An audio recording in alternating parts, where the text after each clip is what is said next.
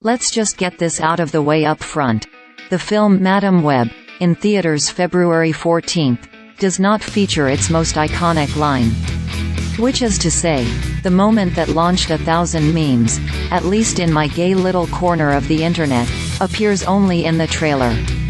In the actual film, newly clairvoyant paramedic Cassie Webb, Dakota Johnson, does not say, "He was in the Amazon with my mom when she was researching spiders right before she died."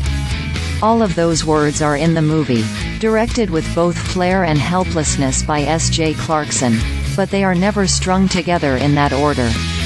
Which may come as a disappointment to those eager to see Madame Web for its imagined camp.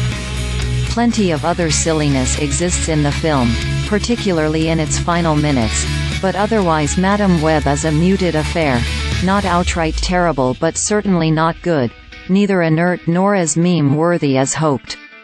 It's a strange movie whose tortured existence is the most compelling thing about it. Here we have a film that is ostensibly connected to the Spider-Man universe, and yet seemingly unable to commit to tying itself directly to that lore.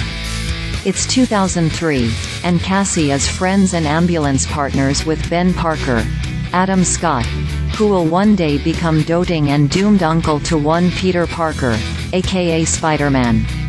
Ben's sister-in-law, Emma Roberts, is pregnant with a child we keenly know to be Peter, and yet his name is never said. One gets the impression that before Sony got skittish and decided to make Madame Web more standalone, that name was definitely spoken toward the end of the film. But in the theatrical cut, it is only a weird tease. Madame Web is either unnecessarily coy or the victim of a junky hack job, depending on how generous you want to be. How are we feeling about superhero movies these days? Not great, if recent box office tallies, and reviews, are any indication. Madame Web feels very much like a relic from a go-go heyday recently ended, a risky bit of IP barrel digging that might have fared at least a little bit better 7 or so years ago. Or, maybe not. The movie also plays as a throwback to an earlier, pre-Iron Man era of comic book adaptation. It has more stylistic kinship with Halle Berry's disastrous Catwoman, 2004. than it does with anything recently churned out of the Marvel factory. The question is whether Clarkson is doing that deliberately.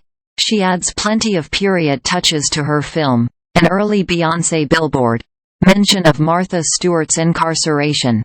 But maybe the whole movie is itself a half-ironic commentary on the aesthetic trappings of 20 years ago.